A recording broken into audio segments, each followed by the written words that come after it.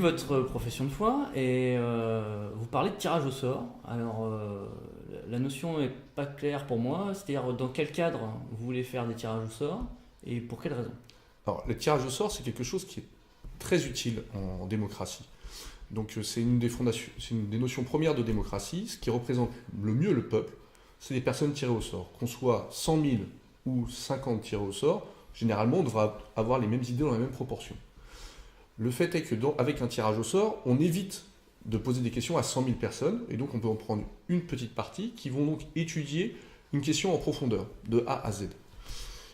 Et donc ces personnes-là pourront donc donner un jugement qui correspond, normalement, au même résultat que si les 100 000 personnes avaient réfléchi à la question. Donc ça, c'est très utile pour se poser des questions qui sont pointues, où la réponse n'est pas évidente. Donc on peut les utiliser dans ce cas-là. Aussi, on peut l'utiliser pour contrôler l'action de nos élus, nos députés ou nos experts. C'est-à-dire qu'un expert arrive avec sa vision, a envie de l'imposer, il faut le contrôler, puisqu'il peut quand même arriver à faire des choses ou ne pas faire des choses, à omettre certaines parties et faire des jugements de valeur.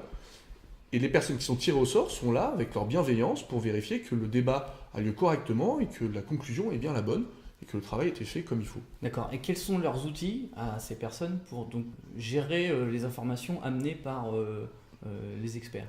Quelle va être leur méthode? En fait, c'est tout l'intérêt du tirage au sort. C'est que généralement, on va tirer au sort des personnes qui savent qu'ils ne sont pas compétentes et qui le reconnaissent, qui donc vont avoir le besoin et l'envie d'aller écouter tous les sons de cloche. Et donc, de ce fait, elles vont vraiment tout écouter et faire leur propre jugement de valeur. Et le fait que, du coup, ce ne soient pas des experts dans un certain domaine, c'est une chance.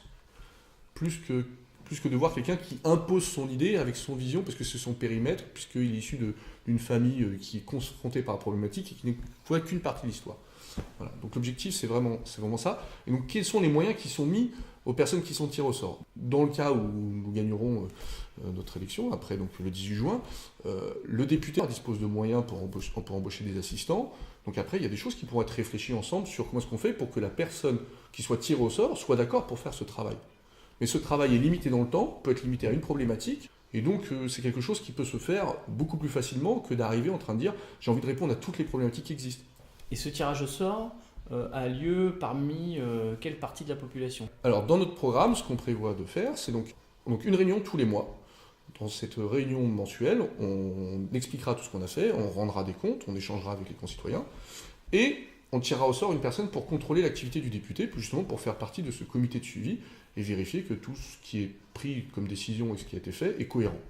S'il y a un doute, et ben après, du coup, on en reparle dans l'Assemblée. Peut-être que du coup, il y aura peut-être encore un autre tirage au sort sur une question spécifique à faire, ou il y aura un débat organisé, avec peut-être des réunions à thème ou autre. Enfin voilà, après, ça sera encore à discuter de la manière de faire dans un second temps. Très bien. Moi, je viens à une réunion parmi vous.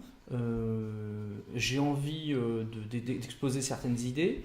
Et puis a lieu ce tirage au sort. Je suis tiré au sort, mais je n'ai pas envie de participer, de m'investir plus pour justement traiter une question qui me semble peut-être trop compliquée pour moi. Comment ça se passe? Si on demande aux personnes qui est volontaire pour être tiré au sort, personne ne lève la main. Donc en fait, on le fait dans l'autre sens.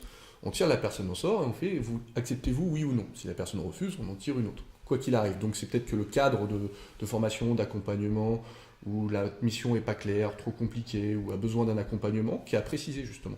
D'accord. Vous n'avez pas peur que ce soit toujours les mêmes personnes qui acceptent finalement de se pencher sur les questions? C'est justement la question, c'est que quand on tire quelqu'un au sort, il faut que le contexte qui permette à les personnes de tirer au sort de travailler puisse pas refuser d'une certaine manière, enfin soit d'accord pour le faire.